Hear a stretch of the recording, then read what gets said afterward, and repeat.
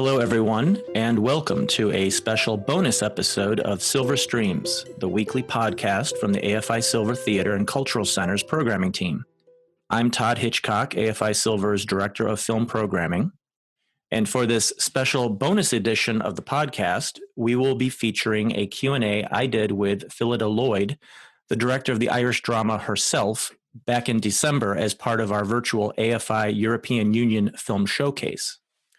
And this excellent film is now available for streaming on Amazon Prime. So if you didn't get to see it when we featured it as part of the EU Film Showcase, you can now view it there. And if you're a fan of films from Ireland, this will tide you over until we kick off the 2021 edition of the Capital Irish Film Festival in March. And that'll take place online March 4 through 14. Passes are on sale now, as well as tickets for the opening selection Aracht, which is Ireland's submission for the Oscars Best International Film category. And look for the full lineup of films to be announced on February 9. So check back on our website on that date. And our website is afi.com/silver. Again, on February 9, check back to see the full details about all of the films in this year's Capital Irish Film Festival, taking place online March 4 through 14.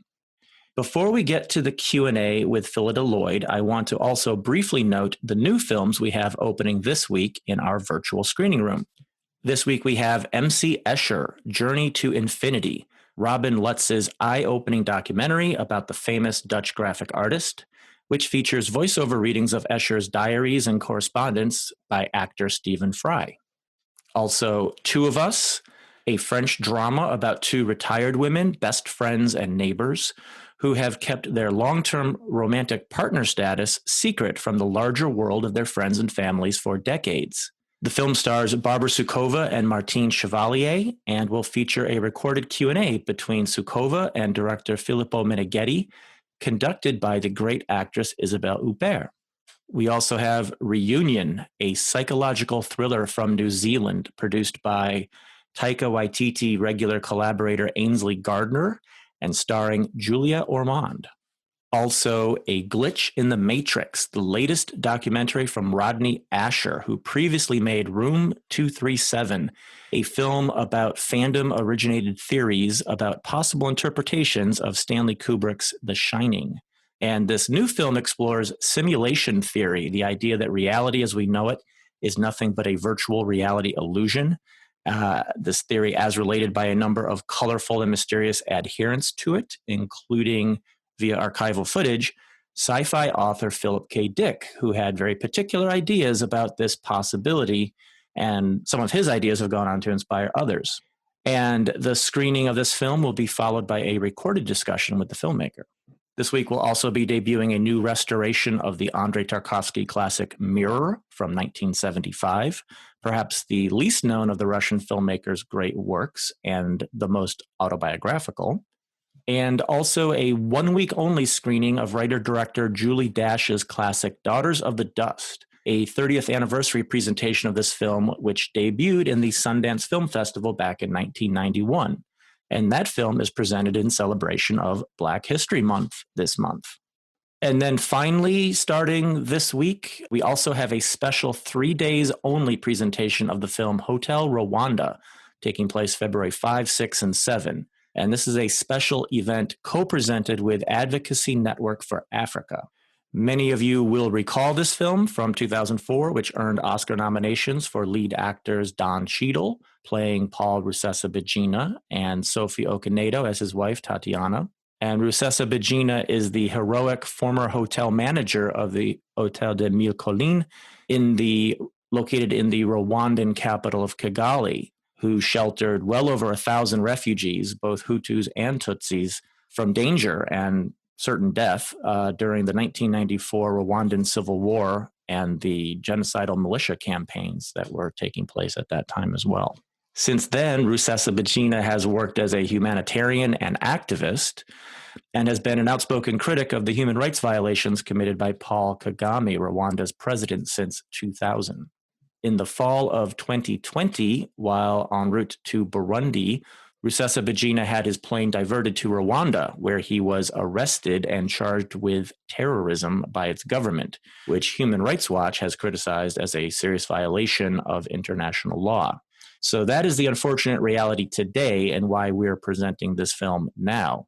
The screening will feature a recorded conversation among a panel of people who know Paul and the situation in Rwanda today, including the screenwriter of Hotel Rwanda, Keir Pearson, Karina Kanimba, who is the daughter of Paul Rusesabagina, Claude Gadabuke, who's part of an organization called the African Great Lakes Action Network and himself a Rwandan genocide survivor, journalist Judy Reaver, who's the author of In Praise of Blood, The Crimes of the Rwandan Patriotic Front, and moderating the panel, journalist Michaela Wrong, a former foreign correspondent who has covered events in several African countries for Reuters, the BBC, and the Financial Times. And Michaela Wrong will have a new book about Rwanda called Do Not Disturb, which will be released in late March. So this should be an excellent panel discussion on the topic accompanying the film screening of Hotel Rwanda. And I also want to briefly mention that we have over 40 feature films currently available to view in AFI Silver's virtual screening room right now, including current big hits like Dear Comrades from director Andrei Konchalovsky, which is Russia's Oscar pick and one of my favorite films of the entire year. Also, 76 Days, the acclaimed documentary that chronicles the first 2.5 months of the coronavirus outbreak in the hospitals of Wuhan, China. And also Acasă, My Home, the excellent Romanian documentary that we previously featured in the EU Film Showcase. And also Coup 53, Taghi Amirani's documentary deep dive into the archival evidence of the UK's involvement in the 1953 coup in Iran that deposed the democratically elected leader for the Shah. And this documentary also features actor Ralph Fiennes in a dramatic recreation of an incendiary lost interview conducted with a British MI6 officer who was involved in the coup. Now for the bonus part of this episode of Silver Streams. Phyllida Lloyd is an acclaimed stage director known for inventive stagings of opera and Shakespeare, as well as the original West End production of stage musical Mamma Mia. Lloyd also directed the 2008 screen adaptation of that blockbuster musical, as well as the Margaret Thatcher biopic The Iron Lady in 2011, a role for which actress Meryl Streep won the Best Actress Oscar. Herself debuted at the 2020 Sundance Film Festival and continued on a virtual film festival run throughout the year, including at our 2020 EU Film Showcase, where we originally presented the film, accompanied by this Q&A. Hello, everyone. I'm Todd Hitchcock, the Director of Programming at the AFI Silver Theater in Silver Spring, Maryland, the home of the AFI European Union Film Showcase. And we're about to speak with the filmmaker of Herself, the excellent Irish film you just watched, director Phyllida Lloyd. Hello, Phyllida. Hi, Todd. Phyllida is joining us today from her home in London, and I'm here in Silver Spring in the Washington, D.C. area. Thank you so much for taking time out to speak with us about your film today. And congrats on this excellent film. We're very happy to be able to share it with our audience as part of this year's EU Film Showcase. Oh, no, we're honored that you picked it. Really pleased. Well, it's one of those that for Abby, Ben, and myself, we got to see it very early on at its premiere at the Sundance Film Festival almost a year ago. And we just knew that's one that we're going to want for the EU Film Showcase later in the year. We knew at the moment we saw it, and very happy that it's here as part of the festival now and that we're able to speak to you about it. Right. I'd like to start off by asking you a little bit more about your wonderful lead actor, Claire Dunn, as Sandra. And not only is she terrific as Sandra, and I imagine for most of our viewers, this may very well be your introduction to Claire Dunn as a performer. Excellent in the lead, but she's also the co-screenwriter along with Malcolm Campbell of the film. And whenever film buffs see those kind of connections, it always makes us curious about the sort of actor screenplay combination on a film like this. Can you tell us a bit more about how the project started and her role authoring it? Yeah. So Claire and actually Harriet, who plays Peggy in the film, Harriet Walter, Claire and I and Harriet were working together over a long period in an all-female theatre collective producing Shakespeare plays that were all set in a women's jail.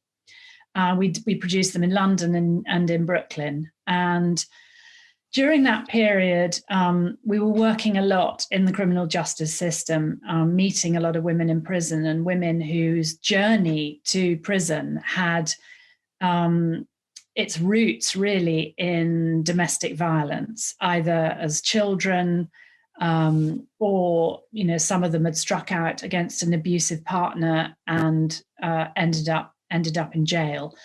So we were very preoccupied by that subject. And around that time, a friend of Claire's, there's a terrible housing crisis in her home city of Dublin. And a very close friend of hers had become homeless. I mean, there's very little rental accommodation, rents are sky high, landlords are evicting tenants. I'm sure this is a story that's common probably over the US, and especially now as a result of the pandemic. And this friend had to declare herself homeless. There was no social housing, and the city council put this friend and her kids in emergency accommodation in a hotel. And Claire was just so shocked by this turn of events that she just sat down one night, I think when we were in Brooklyn performing at St. Anne's Warehouse, and just started Googling self-build island cheap. And just, within a couple of days, she just sat down and started writing the screenplay.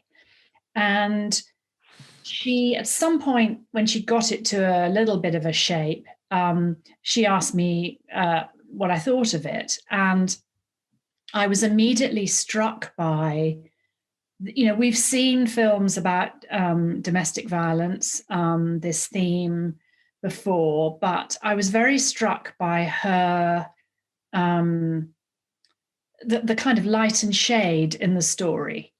And that I could feel that she was not just talking to, you and me who might go out there and campaign or be part of a kind of cry for help for people in this situation and sort of agents of sort of social change. But she was actually speaking to women who are in this situation and kind of saying to them, there may be life beyond where you found yourself.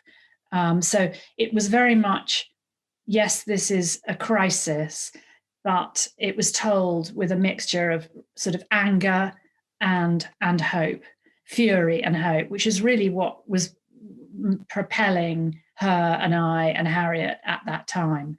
I didn't think I was particularly, at that point I got engaged in thinking about doing another movie, but I was very much thinking about doing a low budget movie. I'd wanted to for a long time, and I'd wanted to bring my work much more in line with the kind of social mission work that I was doing in the theatre.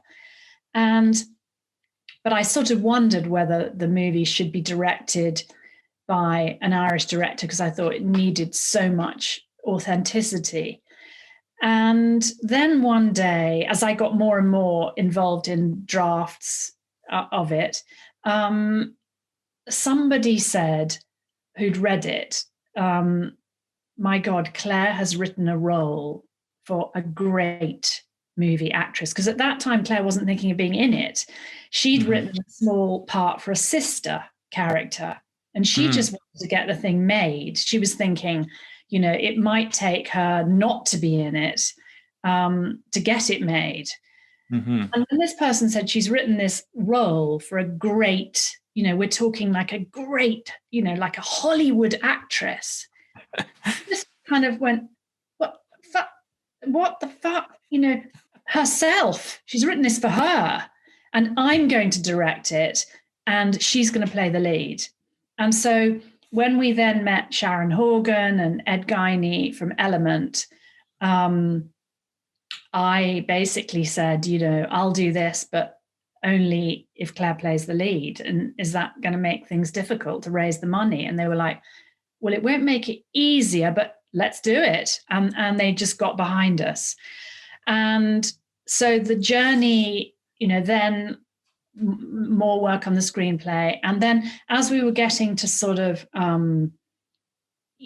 having fantastic producing partners, public funding bodies, BBC Films and Screen Ireland, who got behind it, then Malcolm came on board to kind of help me really drive the kind of architecture, the final sort of architecture of it into shape. And Claire was beginning to, start thinking about actually acting Sandra, and in some way she could sort of have a little bit of breathing space to think about, I've written this, now I've got to actually shift gears. Incredible sort of Everests that she'd written for herself. So yeah, that's the sort of how it came about. I mean, it's interesting to consider that what's so distinctive about the film and this undertaking of building the house, it started in reaction to this terrible situation that affects many people in Dublin, and as you said, not just Dublin, although it's a very acute problem there, it sounds like. And what can we do about this?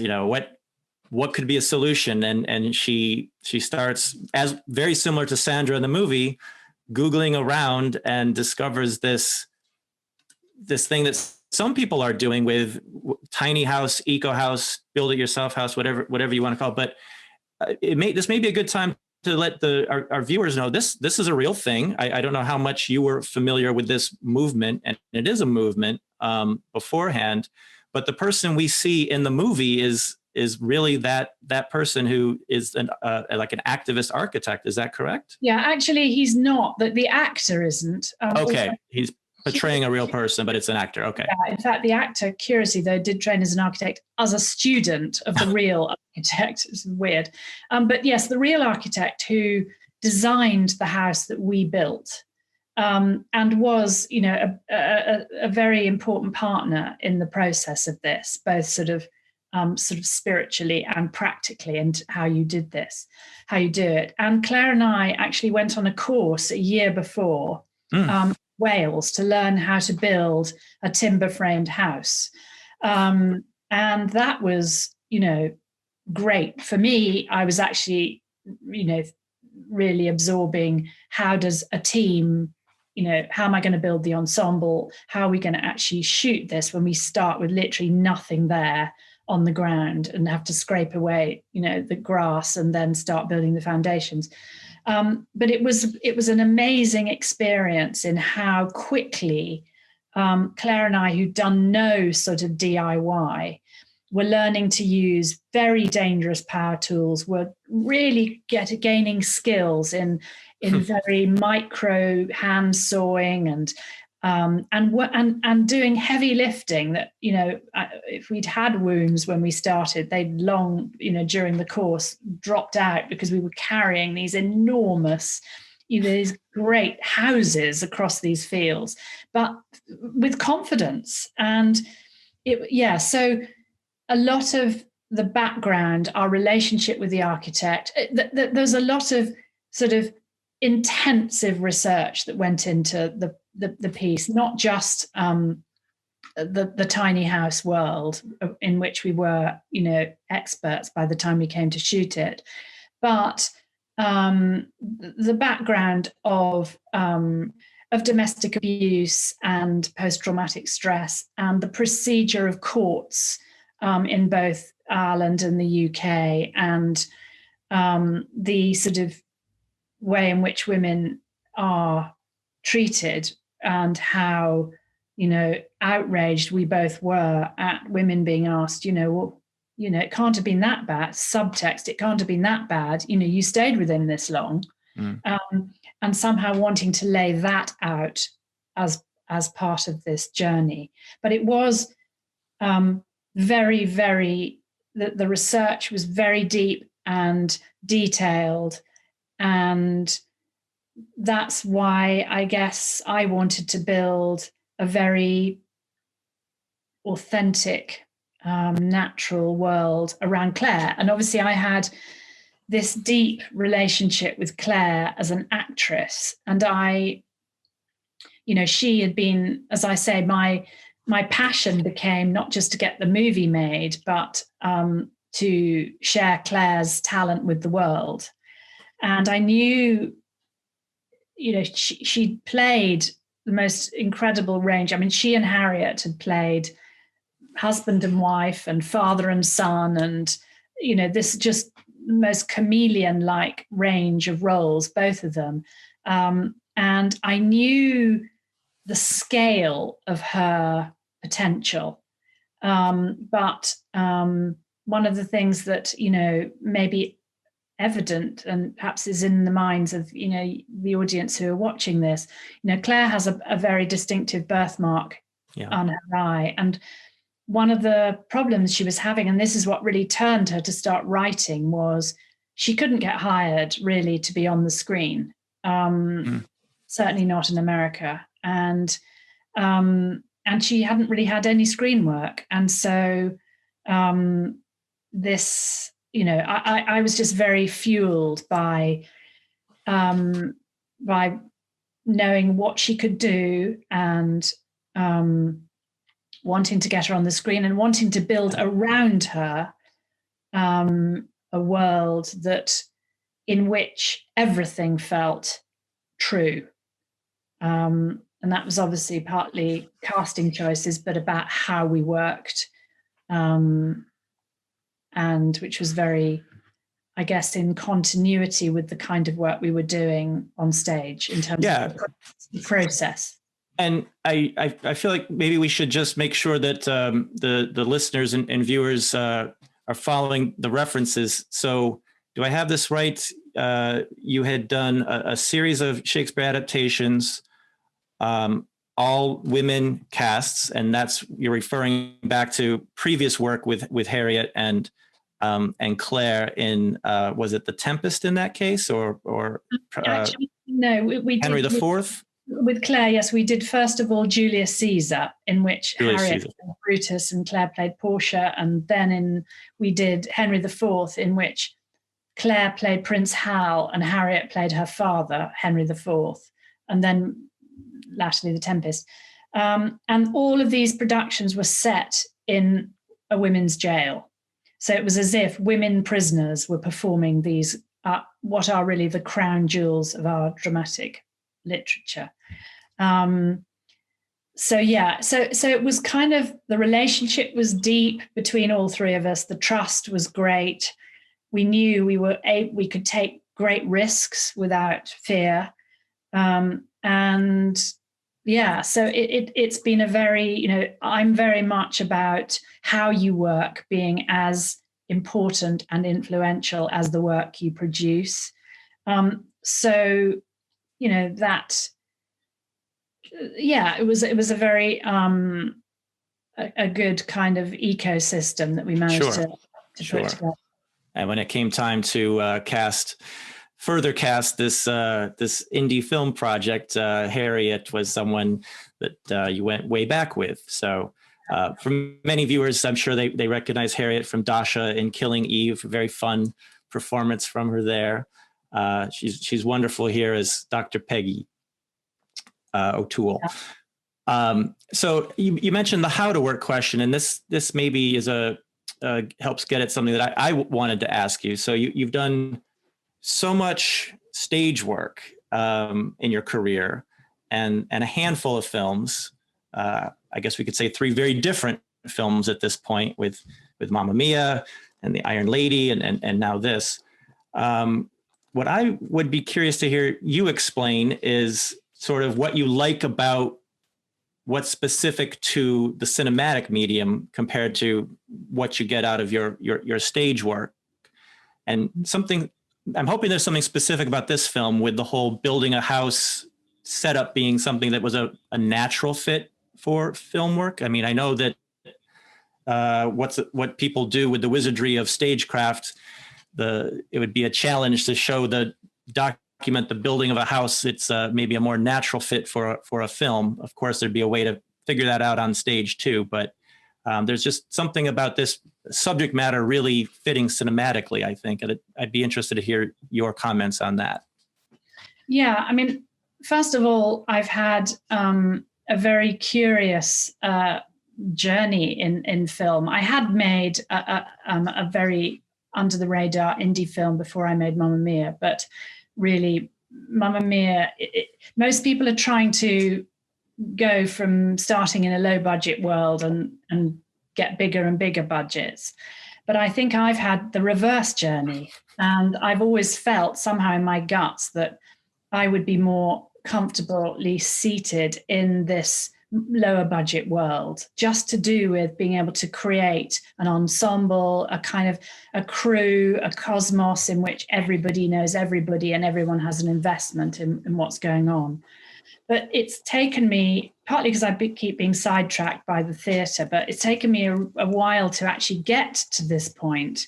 I think people don't quite, somehow producers or people, when you say I'd really love to do a low budget film, they're like, yeah, but it'll probably be, there'll be a lovely role for a big star in the center of it. You kind of go, well, there might not be. Let's start with actually the subject.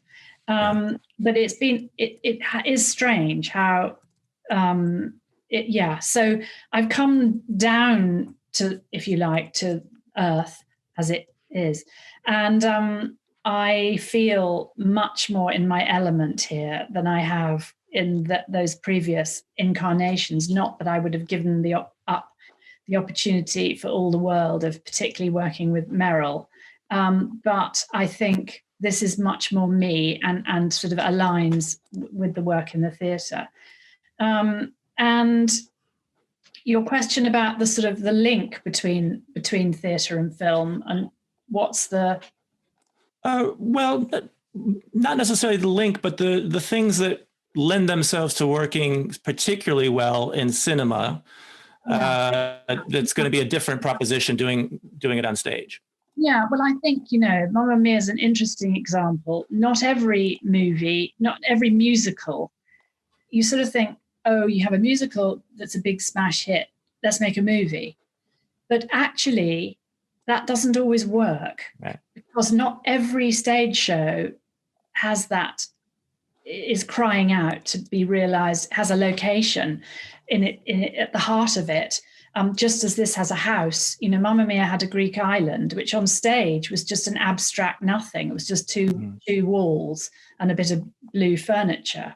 But actually, at its heart was a Greek island to which everybody comes, from all over the world. What could be more cinematic than that? So, however, kind of for all the clunkiness of that my movie making in that, actually, it really was a good idea to put that on the screen, which it might not have been to do some other stage shows. I would have said, however much I'd been tempted, I'd have I'm not sure I can see the cinematic language of this. But yes, this film, the kind of metaphor of the building of the house, it is after all not just a literal building. It's a kind of metaphorical building of a woman's self. And I'm thrilled to be able to actually talk. Most of the Q&As I do, it's about not saying what happened in the film, but because you guys have seen it, I'm able to say to you that it felt really important that the house has to be lost at the end, that somehow this isn't about if Sandra gets a house, she's going to be a new person and she will transcend her past. She actually almost has to lose the house to know that she's still standing and she has moved forward. So it's a kind of, that there's a lot that's both symbolic and real. And that the film sort of, one of the things I liked about it was that it does have this sort of mythic undertow to it. As the child sort of telling her mother this story about Saint Bridget, and this leading to this connection with this ancient asking for land. Right. But theatre, there's so many things that work for the stage, things that work on screen, and things that will work in both media if you can find the key to them. So we're talking about the sort of metaphorical aspects of the house building, but I feel like we should give due to the primary subject matter in this drama as well. And you've really achieved something with this movie, speaking to this issue and dramatizing it. I think bringing it to greater awareness for more people as well, with the domestic violence and everything required for survival and healing and moving on. In the early minutes, the very first few minutes of the film, it's etched so effectively, so economically, with the Black Widow and the escape from the situation. But I wanted to mention, in a very different vein, I think that the family courtroom scenes, that's another big dramatic crux of your film. And I think that's something that we've seen much less often in films. And I think it's important that that scene's in there too, and the way that things play out in the court of law. Yeah, I imagine that was something that required some careful handling in the screenplay moment of preparing. it did, and went through a lot of drafts, and as I said to you, a lot of research into actually what is the procedure and what is credible here. And it's interesting you say we haven't really seen that as much. I think Claire and I were both very aware of the sort of the climactic courtroom scene in the movie architecture, and how to balance fundamentally the quite the sort of dourness of these proceedings as they are. On the other hand, this is an enormous moment of dramatic tension, and it's sort of on many levels the emotional climax of the film, and how to temper the two things, the kind of dull procedure, the truthful ingredients of it, whilst at the same time allowing that crescendo that's necessary. And I think, we were both very tough on ourselves after that shooting day and wondered whether we'd really got it. So we were humbled and moved when, particularly we've obviously shared this with a lot of people working in this field since, and been very sort of gratified at how credible people have found it. And that's, testimony to Claire's, it's the writing, but it's also how much she's inhabiting her role. It's at that point in the film where she's not really acting, she's actually kind of bearing witness for the injustices she's feeling on behalf of all the women who've gone through this. And just to mention that we were very struck by a woman who worked for Women's Aid, which is an agency that works with women who've been victims of domestic abuse, said to Claire, if you're going to do this story, do not make this woman a victim, because these women are not victims. They are, they may be victims, but they don't inhabit the role of victim. They have huge courage, and there's a heroism and a heroic kind of struggle to get away. And that, so that led Claire to really going, I'm going to make this woman the agent of her change. Of course, she gets help, but she is driving with her will and her ideas. She's driving the idea. And it's that will and energy that sort of draws this community, draws Peggy to offer her the land, draws the community around her. I've gone completely off the point there, but no, you were on point. I wanted to get those points in. Agreed. She's very much the leader of this effort and bringing people in, and it's the kind of wonderful film experience that you have at a film festival, discovering work like this and handling, speaking to a subject that we haven't seen done as well before. So thank you and well done. I want to ask one more question before we let you go. Maybe this is a fun one, maybe not, we'll see. But in addition to the great performances from Claire and Harry, I want to also cite your two wonderful young child actors, Ruby and Molly, as Emma and Molly. So Ruby Rose O'Hara and Molly McCann. And we've all seen good, cute, young actors, but my goodness, they had to do some really heavy lifting with what goes on in this film, and they were both so good. Can you just tell us a bit about how you were so fortunate to find these talented youngsters?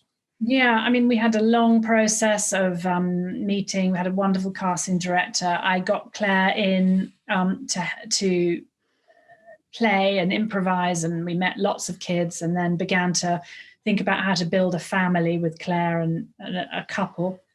They are the most remarkable girls. Ruby Rose, the elder one, is, as a result of doing this film, she's now going to become a lawyer. She's like, hadn't done acting before. That's wonderful. Now knows where she's going to be useful. And frankly, that's amazing. Molly McCann is the next Lady Gaga. I mean, she was had done a couple of movies before, and they were extraordinary. There was one particular day. Obviously, you're kind of balancing all the time. How much do we tell them? How much do we share? How much do they know? There was one moment early on when Ian, who plays Gary, the father, was strapping Molly, the younger one, into her car seat at the back and saying, "You all right there, Moll?" And in the screenplay, it's like she doesn't reply. But she was tiny bit tired, and she kept saying every time he did it, she's like, yeah, I'm fine. And I said, "Moll, you don't need to reply to him." And then she'd remember not to. And then a couple of takes later, she'd be like, yeah, I'm fine. And I was sort of thinking, oh my God, time's running out. I'm going to have to. So I said, okay, Molly, you're not going to speak to your dad again. You're not going to speak to him, in fact, ever again, until he says sorry to your mum for what he's done. And she looked at me with this withering look and said, "Is sorry enough?" Oh, wow. Okay. Don't patronize them. They've read the script. They know make believe. They know what they're doing. But they just were wonderful, fun, and they played so well together. But they were great listeners.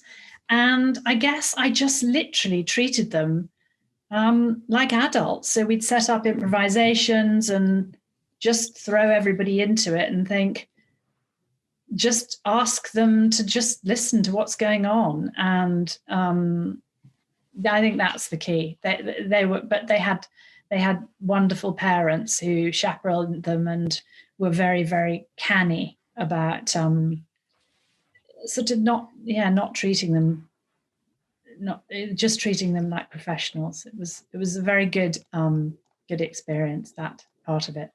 Oh, well, that's all of it was, but they were very special. They were like the special spiritual heart of the whole thing.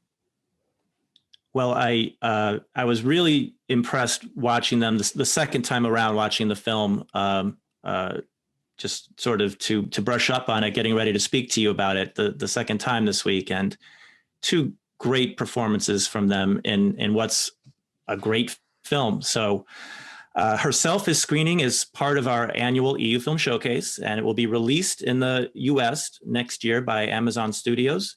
But you are getting to see it here first, so please do spread the word about this excellent film. And Phillida, congratulations on this wonderful, wonderful film, and thank you very much for speaking with us here today. Thank you, Todd. It's been really a pleasure. Thanks. Thanks, and take care. Bye-bye. That wraps it up for this special bonus episode of Silver Streams. Thank you all for listening. We'll return next week with a new episode along with my colleagues Abby Elgar and Ben Delgado, and I hope you'll join us then. For full details on and to view the current films playing virtually at AFI Silver, please visit our website at afi.com/silver. And if you have any feedback or questions, you can send us an email at silverinfo@afi.com. You can also contact us or follow us on Facebook, Instagram, and YouTube at AFI Silver Theater with an RE spelling, and at Twitter at AFI Silver. Music for this episode was provided by Blue Dot Sessions. Find more of their work at sessions.blue.